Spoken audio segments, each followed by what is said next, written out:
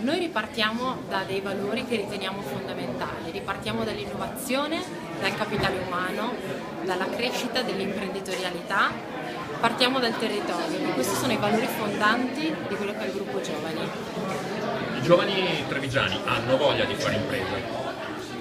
Se dobbiamo guardare prettamente i dati, gli ultimi dati dicono che a Treviso c'è un 20% in meno di aziende che si sono costituite con under 35. Noi crediamo invece che sia necessario spingere affinché tutte le idee che ci sono, e nel nostro territorio è pieno di idee. Prima Alessia ha dato un dato dicendo che il Veneto è il più grande innovatore in Italia, abbiamo battuto la Lombardia. Quindi l'idea di crescita, l'idea di volercela fare c'è, dobbiamo trovare gli strumenti adatti e dobbiamo cercare di creare il tessuto e il modo di poter andare avanti e di poter creare nuove imprese.